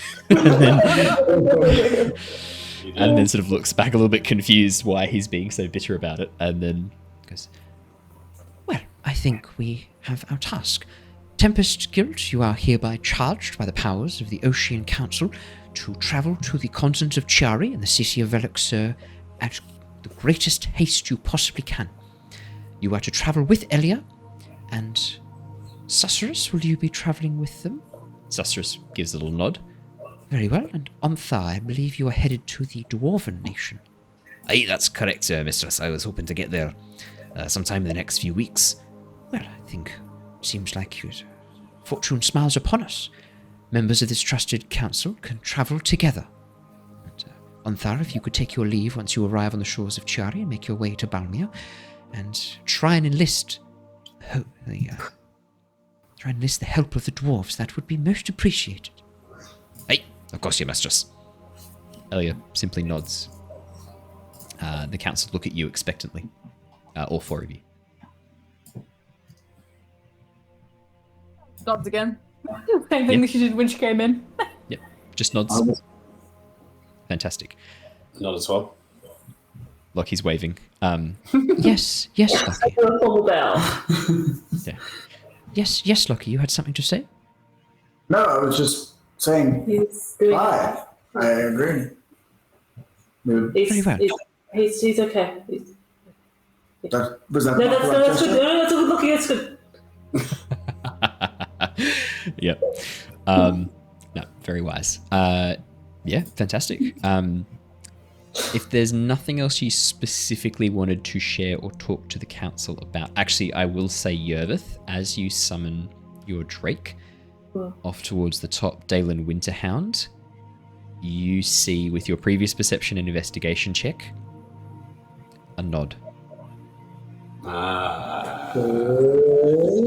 Yeah, boy! It's That's what I wanted. Yeah. That's what I wanted. That's good. Oh. So is there anything else you wanted to share with the council? I will say that they do have a few more questions for you, but they sort of are going to head off in a different direction. So for the moment, I just want to know if there's anything else around what we've discussed previously that you wanted to talk to, any questions for them that you might have before the council moves in a slightly different direction. I guess I have one question for Lady Laurel, maybe just in very formal terms. Yep. Just sort of like, what's the broad sort of plan for dealing with the cult? Is there like... Yeah, no, super fair question. Yeah, like, because she's in control of the armies. So is she... Yeah, that's a good point. Has she got any leads? Does she want us to look for potential places of conflict or try and, Or persons of interest Persons that of she might need, or just take out. Yeah, no. As you suggest, I think like Mira might say, "Oh, persons of interest we might recruit," and then Lockie goes, "Oh, remove." She's sort of, it's like there's a bit of a frown as you suggest assassination. I am hoping that we can avoid bloodshed. I still believe that there is a peaceful resolution to this, or at least one without open warfare. In terms of recruiting, if you can bring the dragons on board, they would be powerful allies. Both magic and might. The dwarves, as well, would be very helpful. Their knowledge of defences and stonework would be invaluable. They could help us defend our cities using the same knowledge they've used to defend their own for hundreds of years. Apart from that, all nations could be recruited, potentially. The Shattered Isles to the south, a collection of pirate nations, one might say, could maybe be recruited. The elemental states, the Ganassi, have stayed insular for quite a while as well, but they have been feeling the effects of the cult as well. There might be opportunities to recruit members from all of these locations. Anyone who you think could be essential in helping us fight this fight, please tell them to come to Oxenfurt or to Palin. Our counterparts in the capital are working tirelessly. The Harpers are finding people as well. For you, I think focusing on recruitment is secondary. I think your best work has been acting against the cult directly, one that you have gained a bit of a reputation for, might I add.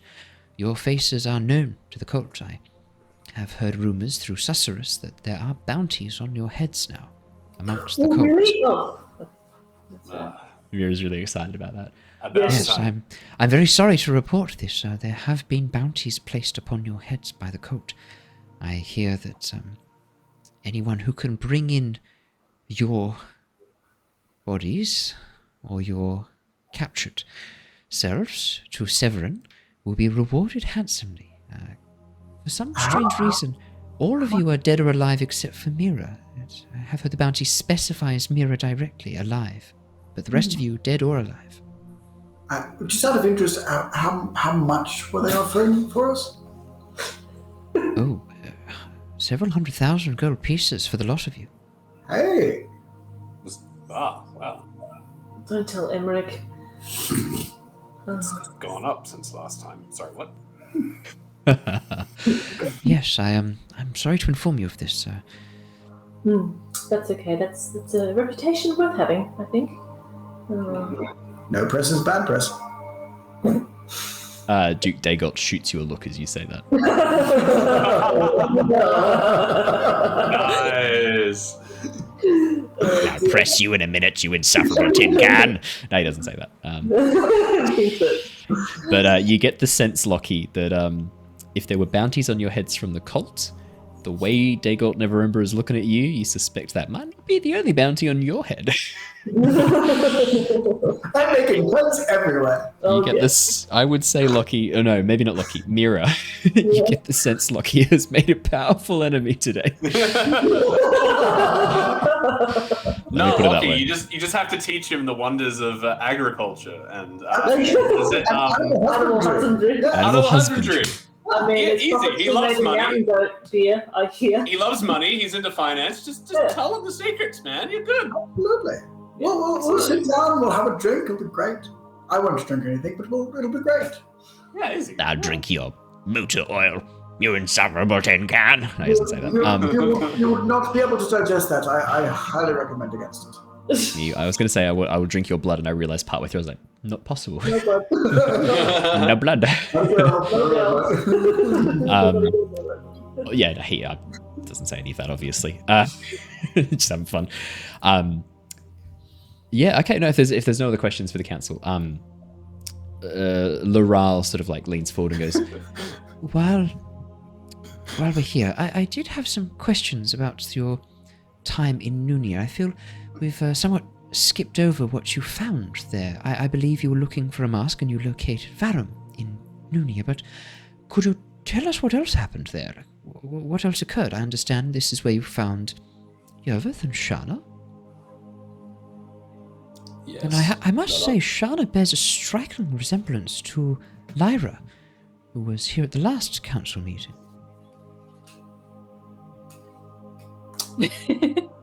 Sorceress just still face sits back and goes like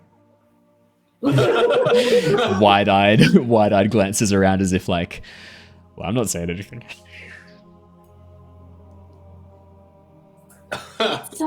Still under investigation, but in the Noonian jungle, where a great number of Yuan-Ti that had set up in the old ruins. I'm not sure if they were trying to investigate the Tomb of Daedalus or if they were trying to avoid it, but they were working somewhat with and not with the cult. It was very, I don't know, antagonistic almost. They were allies of a kind. Yeah. So were they In the sense that antagonistic many or were they of them- allies of the cult? I'm confused. They were working with the cult or against the cult? You have not specified. They You had specified a both. tedious- They had a very tedious arrangement. It was not mutual, but there was something to be benefited from them working together. I believe the Yuan-Ti had other plans. An alliance of outside the convenience, you're saying? cult. I believe so. Yes. And could these Yuan-Ti be persuaded to work against the cult? Unlikely. Unlikely, yes. I After mean- the events in the jungle, I would say probably not. And you, Shana, are you Yuan-Ti? Forgive my rudeness, but the descriptions I heard were snake people. And looks at Susurrus. Yes. Susurrus just shrugs. I'm not a natural-born Yuan-Ti. This form is due to some unfortunate magical incident. Let's call it an incident, in which case we ended up destroying the leader, in a way, of the Yuan-Ti, and I got cursed in the process. So Is this condition still finding my legs, contagious? so to speak. Oh, nice. Finding your legs, nice. No, not as far as I'm aware. I mean, I've been traveling with this lot for a while now, and none of them seem to have caught it.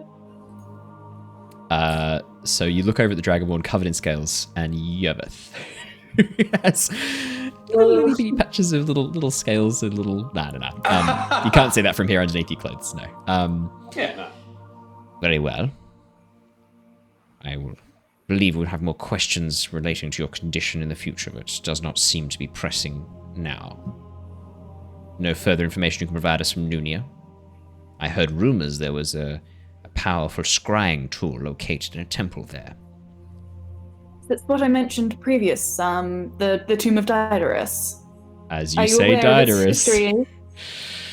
As you say, Daedalus, Elia visibly shudders. The first involuntary movement she has made in this entire council meeting.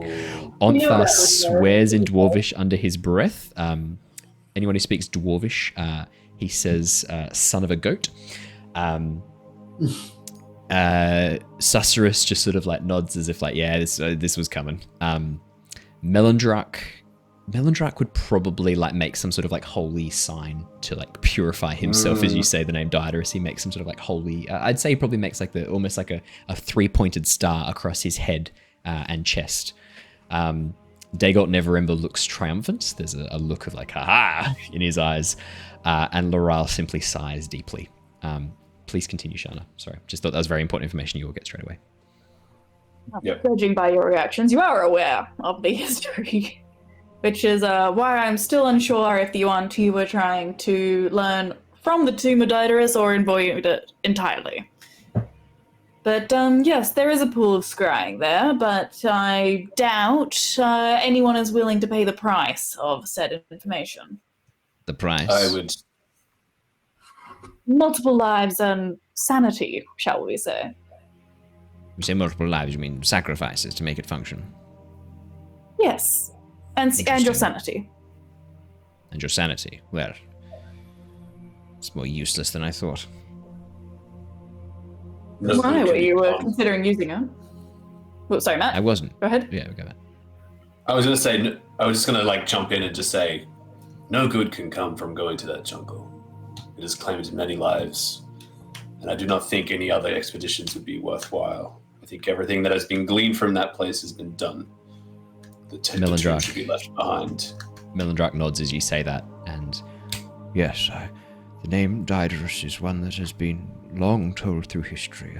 An evil, malevolent force, one not to be trusted. There's a reason he was sealed in his tomb. There's a reason that none should talk to him. He is cursed, and he is a curse himself. I have a recording of a wizard of his. Sorry, what did you say? I have a recording of a wizard that was under his employ. I'm sorry, what? You watch as the council like look at you in shock, and Susurrus just like fucking doing it to me again. fucking asked if there was anything else I needed to know. It's just Every single fucking time. Yep. Always bloody Lockie. I've been sitting on this item for a really long time. I forgot about it. I forgot about that. You actually did make a recording of it, though. I remember. Yeah. When you say a wizard of his, what do you mean? I believe surely none were alive there that you could talk to. I believe it was a guardian or something. It was a statue, I think. Oh, the statue. Yeah, the big one. Yeah, big one.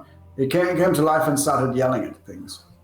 What did it say? Is this recording wasn't Daedalus himself speaking, was it? No, no, it wasn't Daedalus himself. It was just the wizard. I believe it was a golem. No, I think it best. I think it best if you destroy that recording.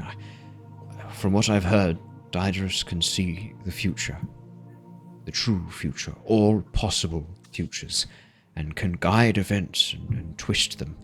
If this is one of his creations, I do not trust it. He could have seen that it would be recorded by you and that it would be played in this council, and it might be used to help guide ruin. I think it best if you destroy that recording.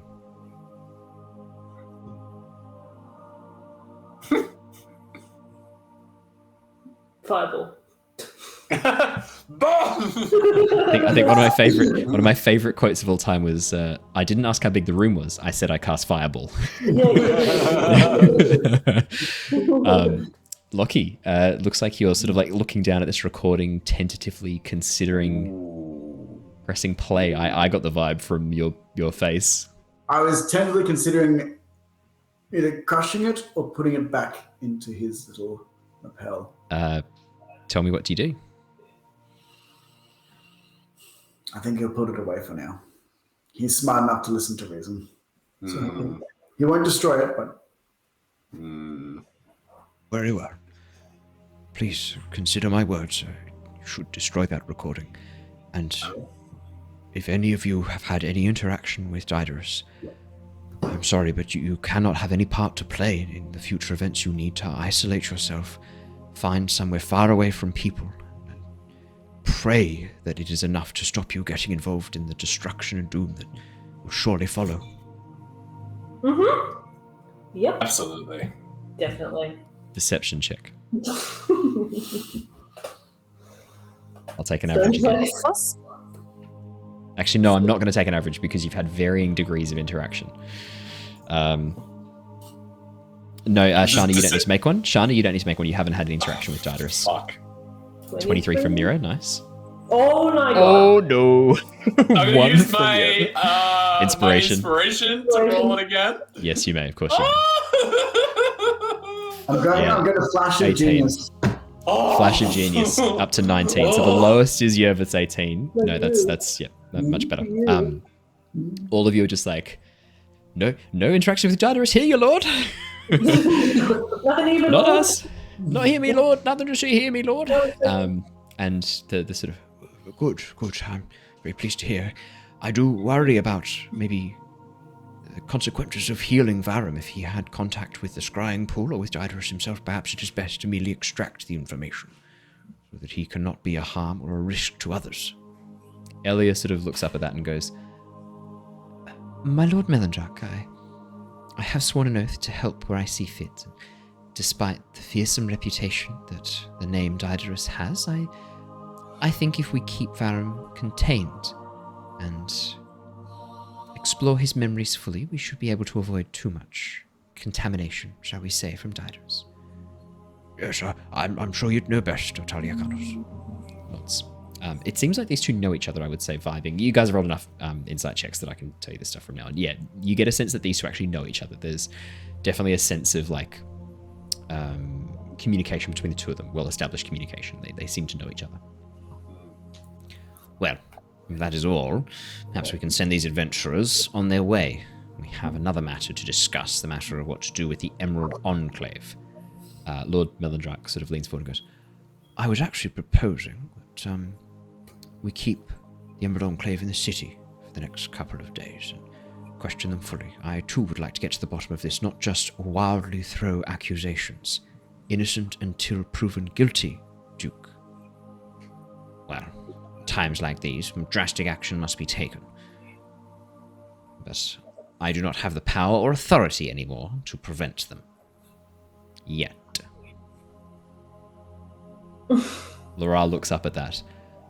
I have not seen any compelling evidence that the Emerald Enclave are working against us, merely that they are working on a different avenue. While I find their lack of faith and trust in the Council and in sharing their information with us somewhat disturbing, I find their lack of faith disturbing. It's just happening tonight. While I find their lack of faith disturbing, I see no evidence of malevolence, Duke. Very well. I'm outvoted regardless, so what does it matter what my opinion is? With that, Lord Melendrak does a bit of a nod and looks over towards the four of you. Yeah, so if you have a chance to speak to some members of the Emerald Enclave, perhaps they'll be more forthcoming with you. Might share information with you. Thank you, Tempest Guild. Thank you for helping us. You're our only hope. Yes! Who had that one? Oh, yes. I'm just going to start throwing the Star Wars quotes in now. It's May the 4th. Fucking let's embrace it. I'm just going to, as many as I can. I'm planning on going for another like 10 minutes. I'm just going to throw in as many as I can. As we're rapidly approaching 2 hours, I'm going to try and fill it. Do it. Do it. Do it. Nice. Well done. This council has no reason to investigate Dagobah. No. As you start to leave. Oh, a disturbance in the force, I felt. That was a terrible Yoda. I'll work harder. But yeah, with that, Lara sort of like leans forward, gives each of you a bit of a pointed look. Thank you for coming, Tempest Guild. I understand that you now must head out to Chari. Good luck. And may the force be with you. No. Good luck. And If you didn't, I was going to.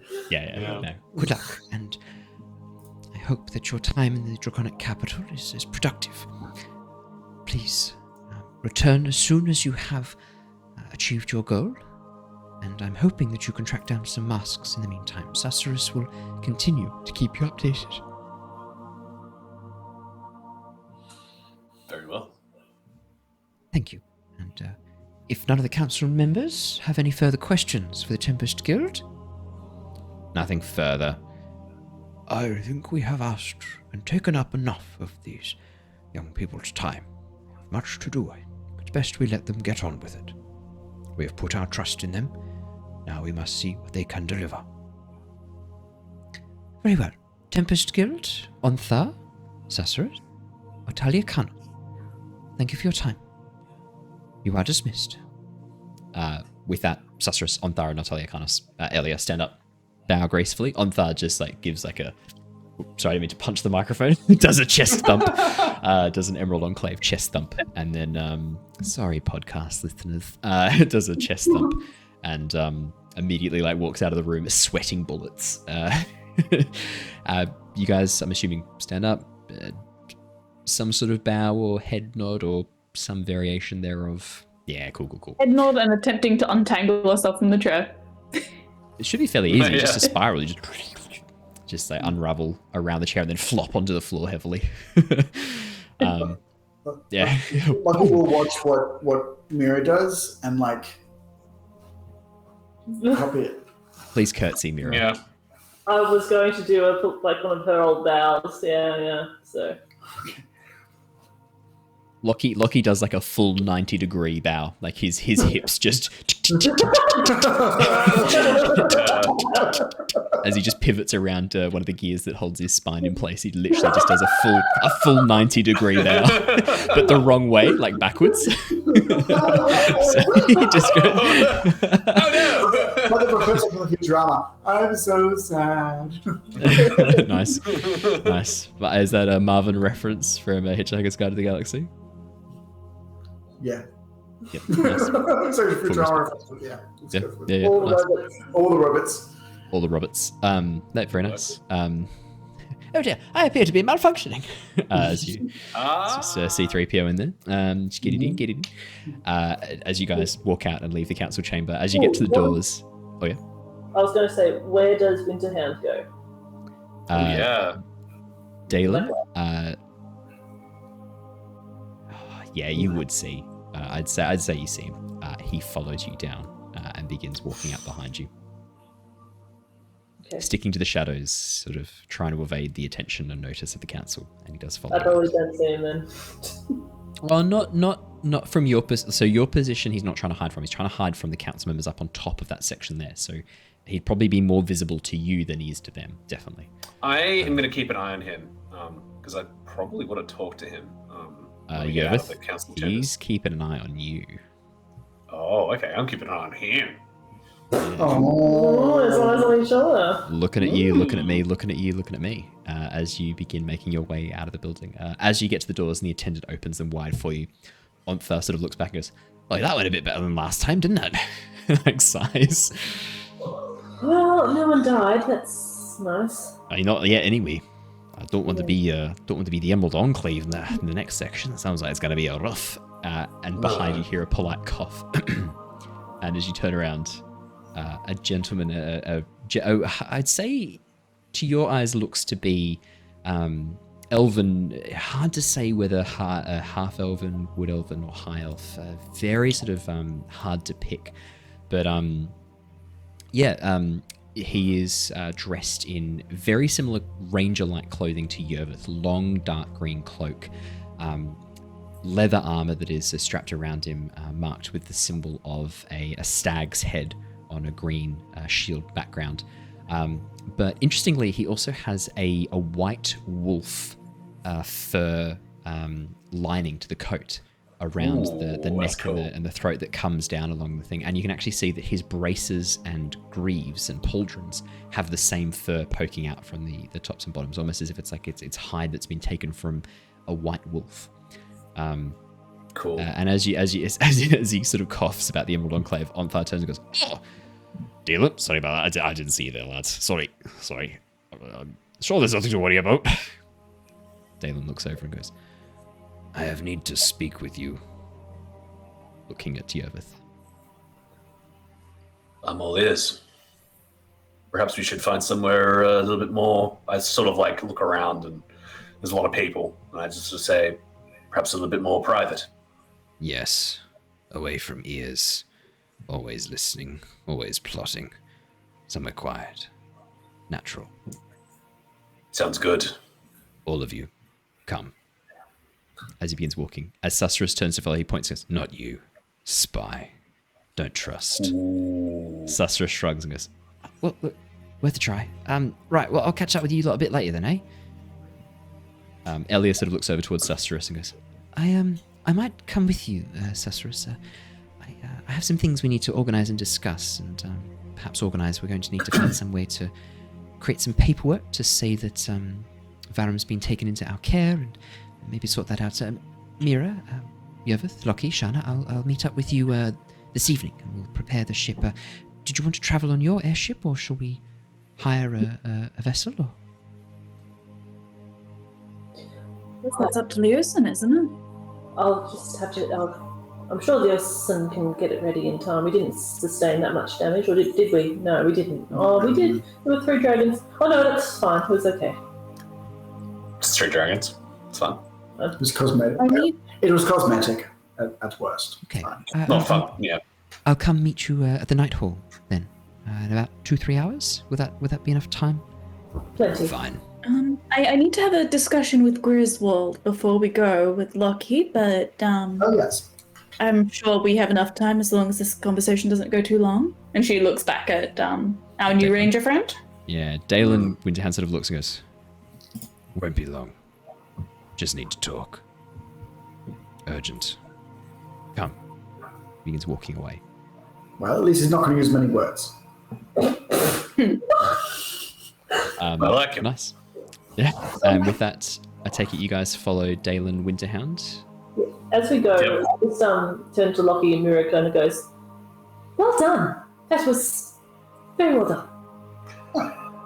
Exemplary, yes. Yeah. You have quite the flair for politics after all, Lockie." Do I? Oh, fantastic. No. That's it. Did a good job. Thank you. Alrighty. Yeah, no, out of game, you all did a great job. That was really well done. Yay! Alrighty, well, in the interests of not having too much happen without Jared here, and seeing as we've hit 2 hours bang on, I reckon that's a really good place to wrap up, hey? Alrighty, lovely people. Thank you so much. It's so nice to be back doing D&D again. We've missed you. I know you've probably missed us, but we've missed you more, I promise.